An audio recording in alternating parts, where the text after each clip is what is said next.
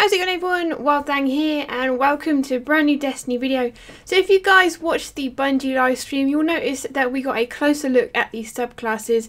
This is the most detail I've seen of the subclasses, so I thought I'd do a quick video for you guys, just going over what we saw. And if you guys missed it, you can go check out Bungie's profile on Twitch and check out their past broadcasts.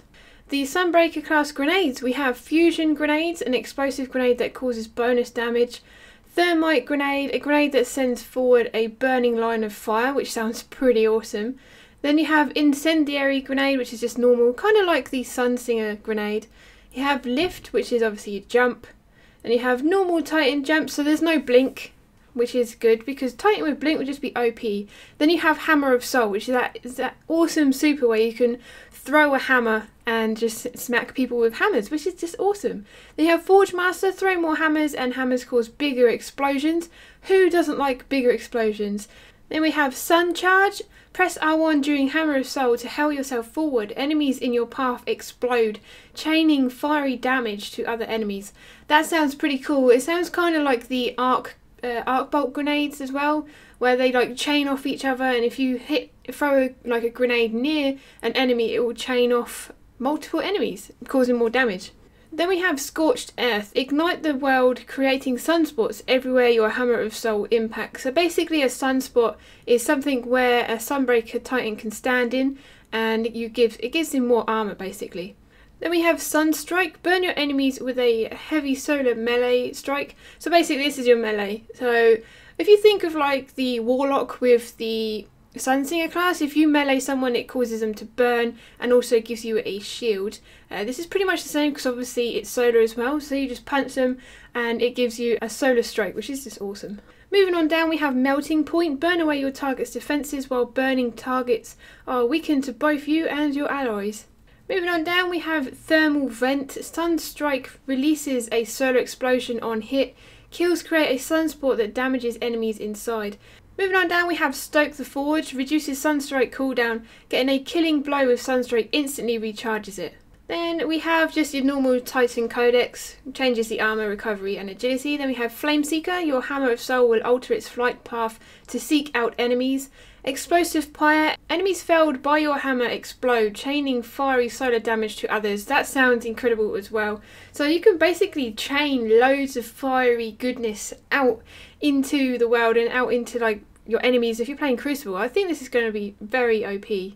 Moving on down, we have Fleet Fire. Enemies felled by your fire grant you bonus agility and reload speed, stacks up to 3 times.